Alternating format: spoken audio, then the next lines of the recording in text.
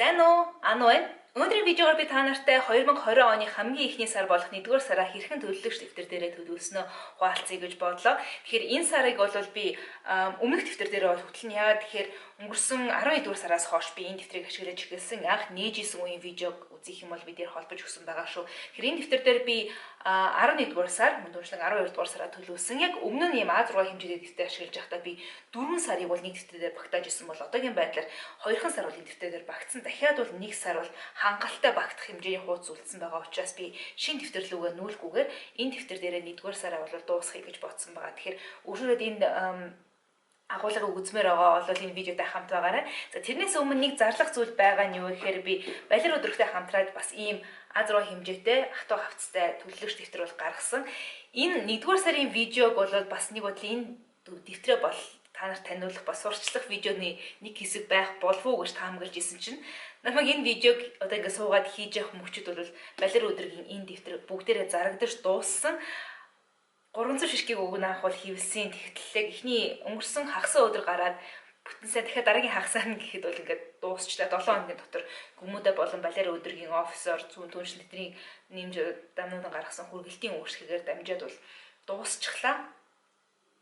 Одоо яав те ямар ч тач 2020 оноо миний энэ одоо балер өдрөгтэй хамтран гаргасан дэвтэр дээр төлөвлөхөөр сонгоо авсан бүх хүмүүст баярлалаа. Тэгэхээр дэвтэрнийхэн төлөвлөгөөнд нь амжилт хүсье. Тэгэхээр ямар ч тач өрөөд видеоны үндсэн контент руу орё. 1-р сараа би ингэж төлөвлөлөө. За 1-р сараа яаж төлөвлөснөө та нартай хуваалцъя.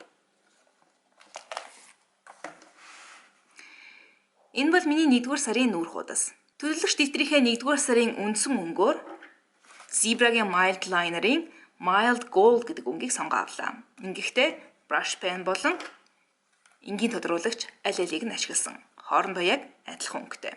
Нүүр хуудасны 1-р сар гэсэн үгээ би хэвтэй байдлаар бичвүү эсвэл одоо энэ гаргасан шиг босоо байдлаар бичвүү гэдгээ Instagram-ийн сторигоор та нараас асуусан. Ингэж бичих байдал нь ялсан ч гэсэндээ би өөрөө ингэж бичвэр санагдаад ингээ оруулчлаа. Учир нь 1-р сар гэж одоо ийм уртаар бичихэд энэ мөрөнд бол багтаагүй. Би 1-р сар гэдгийг томоор бичих хүссэн учраас хэвтэй байдлаар бичихлээ. Мэдээж хэрэг дэвтрээ ингэж барих учраас жоохон сонин харагдах л баг. Гэхдээ яах вэ? Шин зүйл уршаад үзэхэд тийм ээ. Надад бол тийм онцгүй болсон санагдахгүй байгаа. 1-р сар гээд арай гой том одоо зай ажилласан байгаа байдалтай шүү дээ.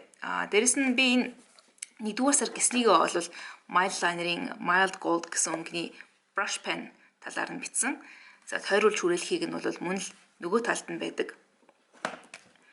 Энэ fine liner талаар нь хийсэн бол голыг нь одоо будахтаа Mild Liner-ийн тодруулагч талаар нь хийсэн. За харин хүрээлүүлсэн харна миний байнга ашигладаг Staedler-ийн Tri Plus Fine Liner байлаа. 1-р сарын үндсэн нүүрний эсрэг талд эх сарынхын календарыг жижигхэн байдлаар орууллаа. 5 см-ийн өргөнтэй. За дээрэс нь 3 см-ийн өндөртэй календарыг багтааж өгсөн. За доор нь бол энэ сард хийхээр төлөвлөж байгаа зарим зүйлсийг бол бичих зайг бол оруулж өгсөн байгаа. Энэ мөрийг дуустал нь бол дахиж шар тодруулагчаараа баганд мөр зурж болно. Гэхдээ хэрэгцээтэй тохиолдолд зуръя гэд орхичихлоо. За харин энэ талд надад байсан нэг стикер өнгөрсөн сард ашиглаж байсан стикерүүдээс үлдсэнийг нь ганцхан шиг байхаар энэ дээр наацсан. Дээрээс нь My Neighbor Totoro гэдэг миний хурц Totoro-гийн хүүхэлдэйн киноны нас гарч ирсэн нэг стикер байсныг нь хөргөс санагдаад юутай чи энд наачлаа. За өмнөх сарууд шиг би эхнийхээ нүүрэн дээр мөрч хийсэнгүү. Учир нь би дараагийн нүүрэн дээрээ бүтэн нүүр мөрчийг гаргалаа. Энэ сард ашиглахаар сонгон авсан Mild Gold гэсэн үндсэн өнгөөрөө бол хийсэн. За мөрчид гэдгийг нь эхний нүүрэн дээр ашигласан шигэ Mild Gold өнгийн brush pen-аар бичсэн бол доотлын харыг нь мөн л Staedler-ийн хар өнгөтэй Tri Plus хар өнгөтэй одоо Tri Plus Fine Liner лөө. Тийм Tri Plus Fine Liner-аар зурсан. За ингэхдээ сарынхаа буддаг одоо стандартаа бол хэвээр хадгалсан гэж хэлж болно. Энэ сарын өдрүүдийг бол тус бүрийг нэг бүрийнхөөр илэрхийлсэн байдлаар би нийтдээ 6 мөрч ашиглах боломжтой маягтыг бол гаргаж өгсөн байгаа. Одоогийн байдлаар би эрт босох болон өглөөний арьс арчилгаа, оройн арьс арчилгаа гэсэн 3 зүйлийг одоо мөшгөхөөр сонгоцсон байгаа. Дахиад 3 мөшгөх одоо 3 habit буюу 3 зуршлаа мөшгөх зай бол үлдсэн. Одоохондоо яг юуг мөшгөх вэ гэдгээ шийдээгүй байна. Яг 2 санаа байна. Гэхдээ хаана бичих вэ гэдгийг бол одоохондоо арай сонгож амжааг байгаа. За энэ бөөрийнхнүүдийг бол зурхтаа би Hobonichi-гийн ийм шугамыг бол ашигладаг. Hobonichi stencils гэдэг basic гэдэг нэртэй хөнгөн энэ жижигхэн бөөрийг ашигласан. Мэдээж хэрэг 5-ыг харьцах 5 мм-ийг харьцах 5 мм нүдэнд бол багтдаг ийм бөөрийг байж л байвал энийг бол зурчих боломжтой. Заавал Hobonichi-гийн шугамыг ашиглах шаардлагагүй. Гэхдээ надаа айгүй олон янзын юм хэв ганцхан юм жижигхэн шугам дээр бол багтаацсан байдаг нь айгүй амар байдیں۔ Дээрээс нь би энэ шугамаа дэвтэрнийхээ арын халаас нь хийгээд авчдаг болохоор айгүй зүгээр байдаг. За 1-р сараас эхлээд би 7 хоногийн төлөвлөлтийн хуудасаа арай өөрөөр хийгэж бодлоо л доо. Тэгээд энэ загварыг сонгож зурж үтсэн. Баруун дээд хэсэгт нь бол энэ сарынхаа календарыг тэгээ 1-р сар гэдэг тухайн сарынхаа өнгөөр бол mile liner ашиглан бичсэн brush pen-аар. За тэгээ доотлолт нь бол үндсэндээ 6 баганд хуваагаад 1-т 2-т одоо даваа мэгмар лавг пүрв баасан тэгээ бямб гаргуудыг нийлүүлсэн байдлаар ингээд 6 баг нь хийсэн. Ингээд бол миний өмнөх загвараас ялгаатай running list байхгүй болсон. Яг running listгүй байж болох юмаа гэж үзээд тэгээд дараа нь би даваа гаргаас эхлээд яг хийх ажлуудаа бичиж эхлэнгүүт огцом ямар их зай багассан бэ гэдгийг анзаарсан л та. Тэгээд үндсэндээ за ер нь энэ 7 хоногийн layout буюу одоо энэ хэв маягаар 7 хоногоо төлөвлөх нь надад бол тохирохгүй юм байна гэж шийдээд шууд дараагийн өнөөрлөг эргүүлээд энэ одоо 1-р сарын хамгийн ихний 7 хоногийг би дахиад төлөвлөсөн. Өөрөөр хэлбэл би энэ нүрийг огтхонч ашиглахгүй. Тэгэхээр эцсийн нүндээ би ямар загвараар хөтөлгөөр шийдсэн бэ гэвэл ийм байдлаар эргээд одоо баруун гартал дээр running list хөтлөн зүүн гартал дээр мөн өдөр өдрийг оноож өгсөн загварыг хөтлөн. Гэхдээ баг зэрэг өөртөө орууллаа. Ингэхдээ мөн даваагаас баасан гараг хүртэл одоо ажлын 5 өдөр бүгд өөр өөр ингэсэн ийм нүдтэй харин амралтын өдрүүд бол нийлсэн ийм нүдтэй болж өнгөрсөн. 1-р сарын турш ашиглахаар сонгосон 7 хоногийн энэ хэв маягийг 12-р сарынхтай харьцуулаад үзэх юм бол нэг нүдэнд ногдож байгаа хэмжээ одоо нэг өдөрт ногдож байгаа хэмжээ арай чүчүд томорсон гэж хэлж болно. Миний хувьд амралтын өдрүүдийг бол туссан салгаад ах шаардлагагүй юм байна гэдэг нь бол анзаарчихсан. Тийм болохоор энэ хэв маягаар бол энэ 7 хоногийн сарын турш 7 хоногуд бол төлөвлөнө гэж бодож байгаа. За 7 хоногийн төлөвлөлтийн хуудасны толгой хэсгийг харвал 1-р сар гэснийгээ би мөн mile liner-ийн brush pen-аар бичсэн. Ард нь 1-р 7 хоног гэж тавиад тэгээд толгой дээр нь зурцсан толгой дээр нь бол би 1-р сарын календарыг зурж өгсөн. Ингээд энэ 7 хоногийг хамарч байгаа хэсгийг нь мөн тодруулагчаар оруулж өгсөн байгаа. 2-р 7 хоногийн хувьд бол мөн адилхан 2 дахь 7 хоног гээд тухайн 7 хоногийг нь тойруулсан. 3-р 7 хоногийн хувьд бас л 3-р 7 хоног тодруулаад 3 дахь 7 хоног.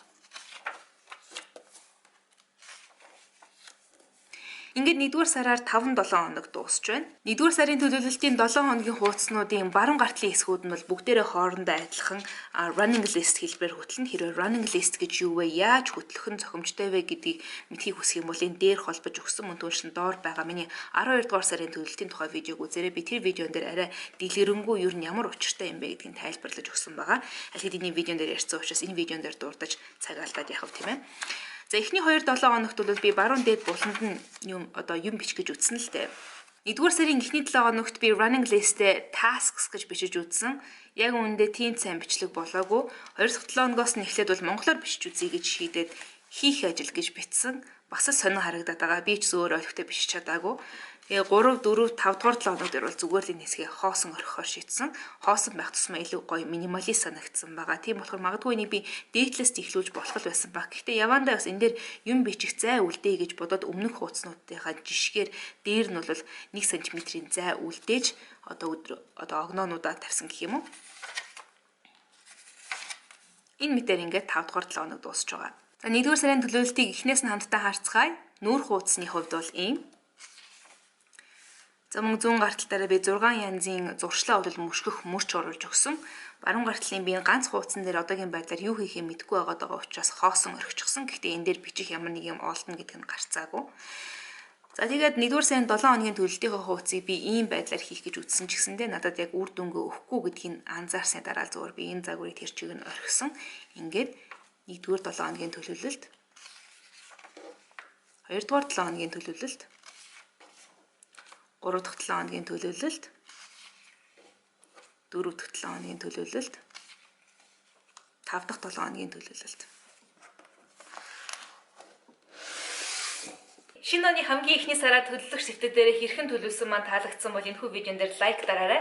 Мөн түүнчлэн энэ видеон дээр гарсан байгаа бүх зүйл, дэвтэр, тодруулагч, үзэг, шуугам юу гэдгийг бүх зүйл видеоны доор тайлбар хэсэг дотор байгаа шүү. Тэгэхээр хаанаас яаж авах вэ гэж асуух гэж байгаа бол эхлээд видеоны доотлын тайлбар хэсгийг нээж үзхийг зөвлөж байна. Хэрвээ төлөвлөгч дэвтрийг анх удаа ялангуяа bullet journal хэм маягаар анх удаа ашиглах гэж байгаа бол миний одоо төлөвлөгч дэвтрийн тухай хийсэн видеоны плейлистийг би дээр card хэсэгт болон видеоны доор тайлбар хэсэгт холбож өгсөн байгаа. Тэр плейлистэд байгаа бусад видеонуудыг бас үзхийг зөвлөж байна. Тэгэхээр энэ бол миний 2019 онд нийтэлж байгаа хамгийн сүүлийн видео байх болно. 2020 онд бүгдээрээ уулзцгаая. Хамтайсан баярлалаа.